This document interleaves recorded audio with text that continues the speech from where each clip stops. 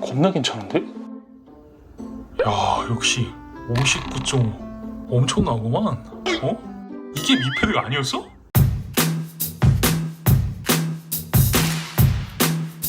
안녕하세요 여러분들, 테크노사우스의 티랑입니다. 오늘은 미패드 6 프로. 사실 이 녀석 이제 제가 빨리 좀 리뷰를 하고 싶어가지고 거의 나오자마자 구매를 했거든요. 근데 아무리 기다려도 안 와. 지금 거의 한 달 가까이 기다려서 받은 것 같아요.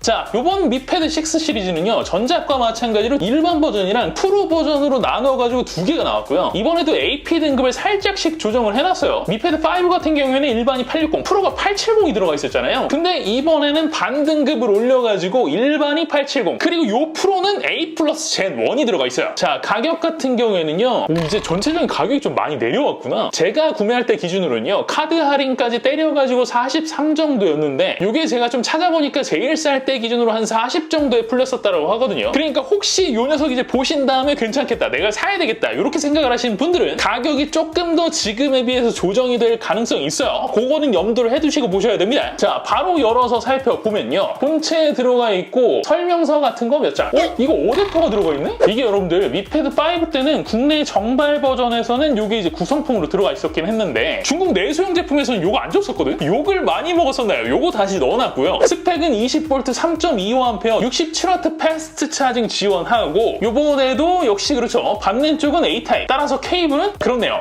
A to C 타입 케이블이 이번에도 들어가 있어요. 자, 먼저 볼 거는 디자인. 이거 소재 구성이 조금 바뀌었구나. 이게 제가 전작인 미패드 5를 갖다가 잠깐 보여드리면요, 요렇게 이제 하우징 같은 경우에는 알루미늄 프레임으로 뽑긴 했었는데, 요 뒷판 있잖아요, 요거는 플라스틱으로 되어 있었거든. 근데 미패드 6는 알루미늄 통짜로 하우징을 뽑아놓은 것 같아요. 색상 같은 경우에는 제가 골드를 구매를 했는데요, 이게 느낌은 아주 살짝 골드빛이 조금 드는, 그러니까 그 아이폰 프로 골드 색상, 그거랑 굉장히 유사하게 뽑았다라고 생각을 하시면 될 것 같고, 전체적으로 봤을 때는 요 샤오미라는 글자, 요거 이외에는 뭐 그럭저럭 무난하게 뽑은 것 같은 느낌이긴 한데, 야, 근데 이 카메라 손 왜 이렇게 싸구려 티가냐. 그리고 사실 여러분들, 이 백판이 알루미늄 하우징으로 되어 있으면은 디자인적으로는 어느 정도 기본빵을 하거든. 근데 얘는 보면 볼수록 뭔가 좀 싼티가 잘잘 흐르는 거야. 자, 여러분들은 혹시 여기서 마감이 어떤 게 이상한지 눈치채셨습니까? 아니, 도대체 얘들은 왜 이렇게 굳이 구리게 만드는 걸까? 제가 생각을 했을 땐 이렇게 한다라고 해서 제조 단가가 엄청나게 낮아지는 것도 아닐 것 같은데, 혹시 요거 지금 색깔 다르게 해가지고 굉장히 좀 얇아 보이게 하려고 고래서 그런 건가? 근데 여러분들, 이게 얘들뿐만이 아니야. P11 프로 2021 때는 안 그랬는데 2022에서도 이렇게 지금 하우징이 올라왔잖아요, 플라스틱 하우징이. 이거 뭐 요즘에 중국발 태블릿들 시대에 역행하는 게 유행이야? 전 이건 당최 이해가 잘 안 가고요.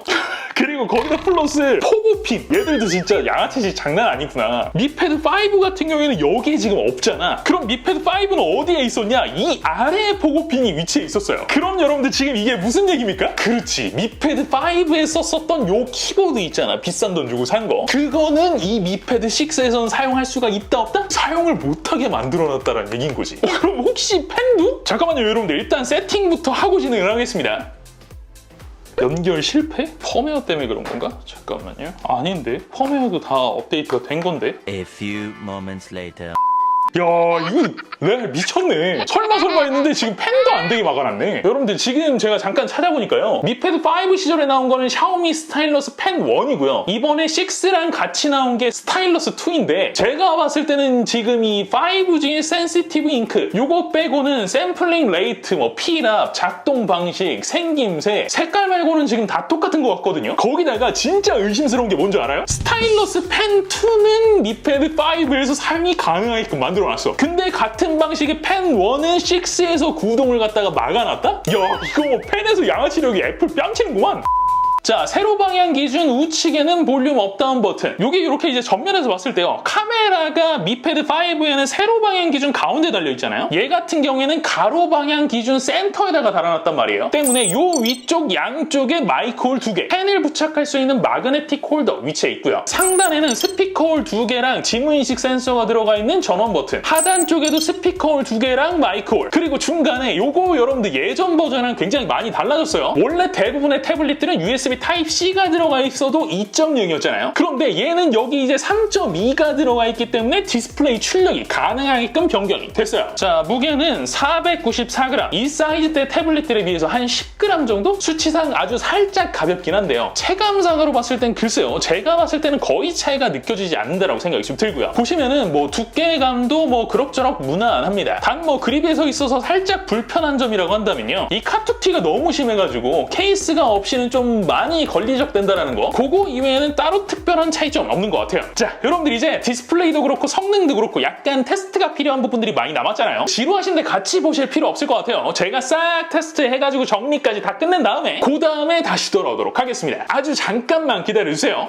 뿅! 자, 여러분들 돌아왔습니다. 잡소리 말고 바로 이어가 볼게요. 이번에 보실 거는 디스플레이. 먼저 스펙부터 여러분들 알려드리면요. 이 녀석 11인치에 1800x 2880 해상도에 16:10 비율 144Hz IPS 패널이 탑재가 되어 있는데요. 지금 디스플레이 옵션 잠깐 보시면은 브라이트 레벨 들어가시면 선라이트 모드 있잖아요. 요거 이제 주변 밝기가 이제 쨍할 때 요럴 때 이제 화면 밝기를 갖다 부스트 해주는 기능이라고 생각을 하시면 되는 거고요. 리딩 모드라고 해서 블루라이트를 갖다가 약간 조절을 해주는 그런 기능. 컬러 모드도 이런 식으로 이제 변경도 가능하고요. 여기 보시면 애플의 트루톤 같은 기능인 어댑티브 컬러도 지원. 주사율 같은 경우에는 기본적으로는 가변 주사율로 이게 설정이 되어 있는데요. 이렇게 눌러 보면은 여기에서 이제 주사율을 갖다가 고정해서 선택을 하실 수도 있어요. 자, 품질은요. 제가 딱 잘라서 한마디로 설명을 드리겠습니다. 이 전자기기 미패드 5 같은 경우에는요. 제가 나머지는 괜찮은데 디스플레이 품질이 조금 애매하다. 특히 야간 시야각은 너무 쓰레기다. 이런 식으로 좀 혹평을 한 적이 있었거든요. 그런데 얘는 진짜 전혀 다른 느낌이에요. 자, 간단하게 보여드리면은 우측이 갤럭시 탭 S8이고요. 좌측이 P11 프로 2022거든요. 그리고 요거는 우측이 미패드 6, 좌측이 미패드 5예요. 어때요, 여러분들? 그냥 보기에는 확연하게 좀 차이가 나죠? 이게 여러분들 각도를 조금 더 세게 주면은 더 많이 차이가 나 보이고요. 야간에 보면은 그것보다 더 극명하게 차이가 갈립니다. 자, 이어서 측정한 결과도 같이 보여드리게 되면은 모드 3개가 있는데 오리지널이 sRGB 커버리지, 비비드랑 세츄레이티드가 P3 커버리지로 세팅이 되어 있는 것 같고요. 택 온도는 디폴트 값 기준으로는 살짝 푸르딩딩하게 좀 세팅이 된 편인데 요게 좀 불편하신 분들 계시잖아요. 그러면은 요거를 갖다가 오리지널에다가 웜으로 변경을 한다. 그럼 색 온도가 약 6600K 정도로 거의 표준에 완벽하게 맞아 들어가요. 전체적으로 봤을 때는요. 전작과 마찬가지로 요 사이드 쪽 음영이 살짝 좀 진다라는 점, 특정 모드에서 그레이 개조가 살짝 좀 깨지는 부분이 있다라는 점, 이런 게 좀 아쉽긴 한데 그거 이외의 부분, 그러니까 뭐 제공하는 옵션이라든지 아니면 밝기라든지 색역, 색 정확도, 시야각 이런 면들이 있어서는 거의 뭐 깔 부분이 마땅히 없다. 이런 생각이 들 정도로 굉장히 훌륭한 퀄을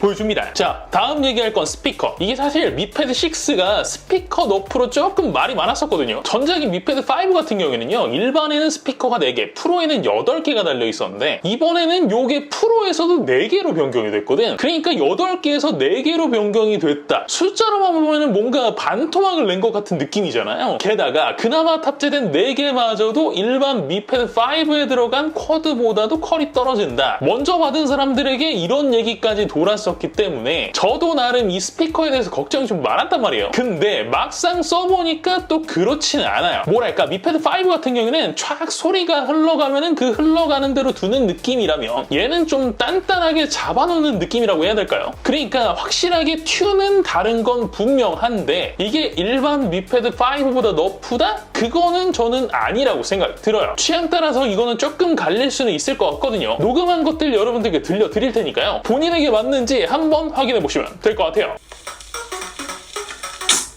I've been getting out of bed these past few days. Think it's fair to be proud about it. I've been getting out of bed these past few days. Think it's fair to be proud about it. I've been getting out of bed these past few days. Think it's fair to be proud about it. I've been getting out of bed these past few days. Think it's fair to be proud about it.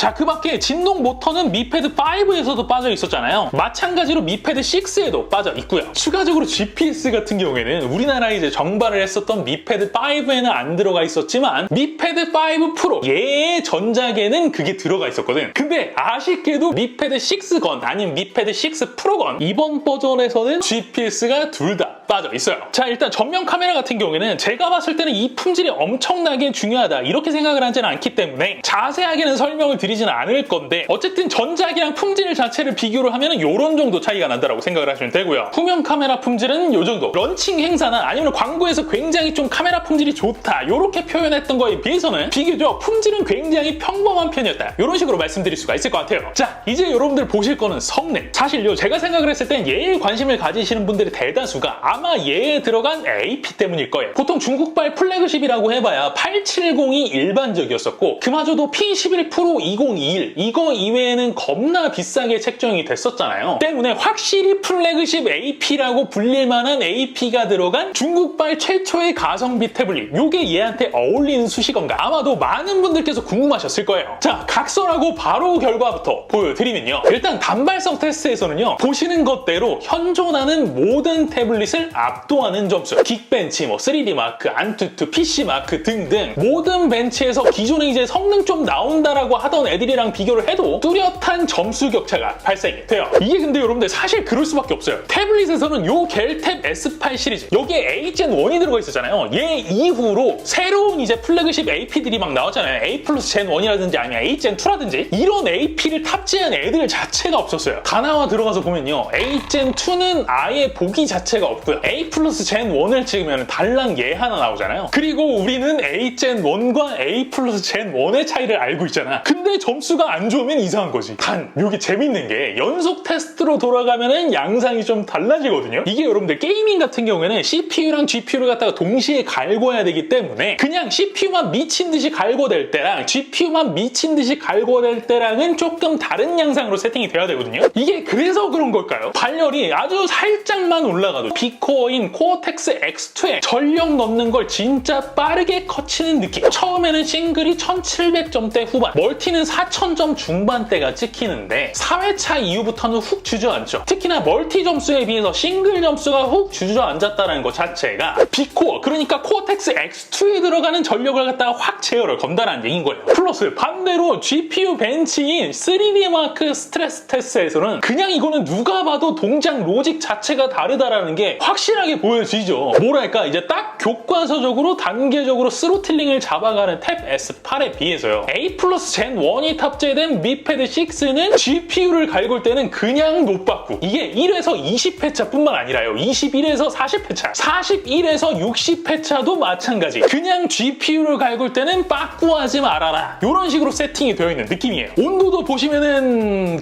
그렇죠. 거기다가 제가 더 재밌는 거 보여드릴까요? 아까 전에 긱벤치를 제가 여러분들께 CPU 테스트로 보여드렸었잖아요. 근데 다른 CPU 테스트, 한계치까지 CPU를 갈궈댄다 이런 평가를 받고 있는 CPU 스로틀링 테스트에서 스레드 100으로 땡겨놓고 30분을 돌리게 되면은 어때요 여러분들? 양상이 또 굉장히 재밌지? 제가 생각을 했을 때는요, 3D막이나 긱벤치 같은 경우에는 누구나 한번 돌려볼 수 있는 그런 일반적인 벤치 프로그램이잖아. 거기다 플러스 이제 작년에 고스 사태가 벌어지면서 왜 게임에서 돌렸을 때 CPU 로직이랑 긱벤치에서 로직이 전혀 다르게 되면은 요거는 치팅이다, 요런 식으로 얘기를 하면서 퇴출을 시켜버렸었잖아. 때문에 여기 이제 커널단에서 뚫어놓은 전력 리밋이랑 각 프로그램에서 동작하는 전력 리밋을 갖다가 따로 구분지어서 세팅을 잡아놓지 않았나, 요런 생각이 들긴 하는데 뭐 제가 샤오미 관계자는 아니니까 이거는 뇌피셜입니다. 그냥 여러분들께서는 전력 세팅이 퉁쳐가지고 한 개로 만들어져 있지는 않다, 각 시나리오별로 다르게 작동이 되게끔 아주 재밌게 되어 있다, 요런 정도만 기억을 하시면 되는 거예요. 무슨 말인지 아시겠죠? 자, 그렇다면 여러분들 실제로 제가 예상을 했던 대로 게이밍에서는 유의미한 결과를 발생을 시켰는가, 요거에 대해서 바로 결과를 보여드리면요, 일단 탭 S8 같은 경우에는 예전에, 그러니까 막 처음 나왔을 때에 비해서는 깨퍼관이 많이 안정이 되면서 평프가 진짜 많이 올라오긴 했는데 A젠1의 한계치를 벗어나지는 못한 느낌이잖아요. 자, 그런데 야, 진짜 여러분들 이건 뭐죠? 아니, 이래도 되는 거야? 하객상이 진짜 미쳤어요. 물론 세부 지표로 들어가면 약간 딸리는 부분도 있습니다. 스터터링만 보면은 스몰 젠크가 살짝 Y700이 더 높게 찍힌다라는 거. 이게 뭐 약점이라면 약점으로 보이긴 하는데 그것 빼고는 빅젠크, 평프, 스무스 수치 모든 면에서 전 세대가 아니라 거의 뭐 전전세대, 전세대에 해당되는 스냅드래곤 870이 들어간 Y700의 성능이 이 A 플러스 젠 1이 들어간 미패드 6보다 더 높게 찍힙니다. 거기다가 여러분들도 한번 생각을 해보세요. 얘가 지금 바디도 더 작잖아. 그리고 전력도 더 먹잖아. 그러면은 온도가 어떻게 될 거라고 예상이 돼요? 그래, 우리 상식에는 당연히 미패드보다는 얘 Y700의 온도가 훨씬 더 높을 걸로 예상이 되잖아. 근데 그렇지도 않아요. 물론 이게 이제 바디 사이즈가 작다 보니까 가장 뜨거운 지점과 손으로 파지하는 요 지점 거리가 짧잖아. 그렇기 때문에 얘가 이제 상대적으로 조금 더 뜨겁나? 이런 생각이 좀 들긴 하는데요. 이 미패드 6도 AP 위치가 그렇게 좋지가 않거든요. 보세요. 보통 레노버발 태블릿들 보면은 거의 대부분 기기에서 AP는 딱 여기. 그러니까 가로 방향 기준으로 손으로 파지를 했을 때 가장 먼 쪽 센터로 찍힌단 말이야. 근데 얘는 그게 오른쪽으로 몰려 있어. 거기다가 이유는 모르겠는데 요 아래쪽이 계속 양쪽이 뜨거워집니다, 얘. 그래서 왼쪽은 굉장히 쾌적한데 그에 비해서 오른쪽은 스팟이 굉장히 손에 가까이 있지. 플러스 아랫라인에 발열 올라오지. 때문에 얘랑 게임을 할 때 거의 차이가 느껴지지 않는 수준으로 온도가 올라와요. 자, 그 밖에 배터리 용량은 8700mAh. 배터리 타임은요, 밝기 약 310니트 기준 유튜브 1080p 연속 스트리밍 시 약 8시간 55분. 동밝기 기준 고사양 게임 연속 구동 시 4시간 54분으로 솔직히 얘기하면 배터리 용량 대비 굉장히 오래 간다. 이런 식으로 얘기하기엔 조금 어려웠고요. 충전 속도 같은 경우에도요. 이게 광고에서는 1시간 만에 완충이 된다고 했었는데 제가 이거 여러 번 테스트해봤거든요. 근데 똑같습니다. 항상 기기에 동봉되어 있는 67W 고속 충전 그리고 케이블을 같이 사용 시 10분에 16%, 30분에 48%, 45분에 66%, 1시간에 85%, 1시간 10분에 95%, 1시간 15분 만에 완충으로 스펙과 실제 성능상에는 약간의 좀 차이가 발생이 됐어요. 아, 그리고 요거 빼먹을 뻔했구나. 넷플릭스에서 봤을 때 와이드바인 L1으로 들어가고요. 기기에서는 돌비 비전 지원하는데 여기에서는 지원 없죠? 요거는 여러분들께서 참고하시면 될 것 같아요. 자, 오늘은 이렇게 해서요. 샤오미의 태블릿 신작 미패드 6 프로라는 제품에 대해서 간단하게 알아봤어요. 얘에서 느껴지는 어떤 전체적인 그 느낌을 갖다가 딱 한마디로 설명을 드리자면 얘는 컨셉이나 어떤 특징을 가지고 만든 게 아닌 무난함 그 자체예요. 가장 만만한 사이즈인 11인치. 전작의 문제였던 디스플레이 품질 깔끔하게 개선해서 동영상 플레이어 사용자 잡고 플래그십 AP 넣어가지고 게이밍 유저에 혹하게. 거기다가 주사율 다른 애들 120 넣는데 144 넣어가지고 주사율에 환장하는 요즘 소비자를 저격. 그러니까 어디다 붙여도 크게 모나지 않은 그게 바로 이 미패드 6 프로인 것 같아요. 자, 근데 문제는 뭐냐면 제가 아까 전에 말씀을 드렸잖아요. 무난하긴 한데 특징이 없다고. 만약에 내가 다른 목적 말고 영상만 플레이를 해. 그렇다라고 한다면 과연 이 플래그십 AP가 들어간 게 무슨 의미가 있을까? 그럴 바에는 디스플레이가 조금 좀 구리긴 하더라도 참을 만한 그냥 10만 원대 하는 P21 이런 애들 사는 게 낫지 않을까? 둘째, 만약에 이제 플래그십 AP가 들어간 게 게임 때문이다. 근데 그렇다라고 하기에는 게임용으로 사용하기에 사이즈도 가격도 성능도 딱히 이 Y700을 갖다가 넘는 애가 아니잖아. 셋째, 만약에 이걸 갖다가 업무용으로 많이 사용을 하신다. 그럼 예를 들어서 막 어마어마하게 큰 문서를 연다. 아니면 사진을 갖다가 수백 장을 열어 제낀다. 그럼 이 녀석들이 차이가 날 수도 있겠지. 근데 그런 식으로 쓰는 사람들이 많지 않잖아. 용량 얼마 안 되는 간단한 문서 정도 연다? 아니면 뭐 사진 몇 장 연다? 그럴 때는 이 1300T 들어간 P11 프로 2022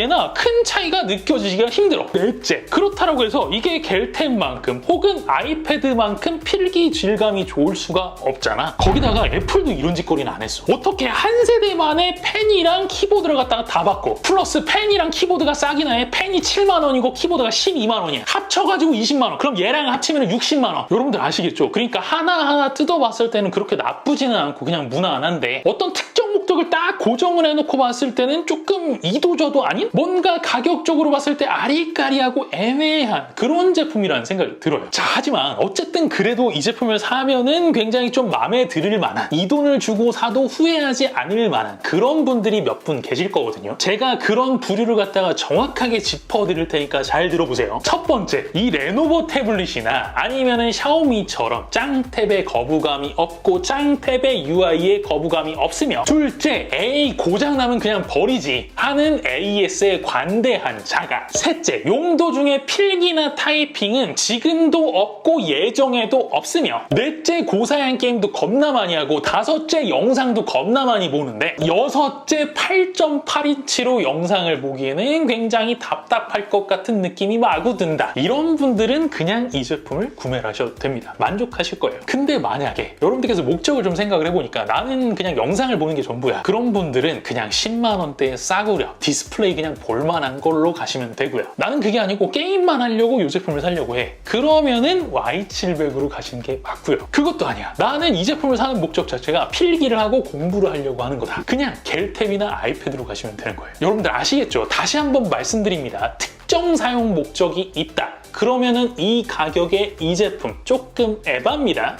오케이? 자, 오늘 영상은 여기까지입니다. 영상이 재미있으셨다면 구독과 좋아요 그리고 알림 설정 꼭 잊지 말아주시고요. 저는 다음 시간에 꼭 재미있는 영상으로 찾아뵙도록 하겠습니다. 지금까지 저는 티라노였습니다. 고맙습니다.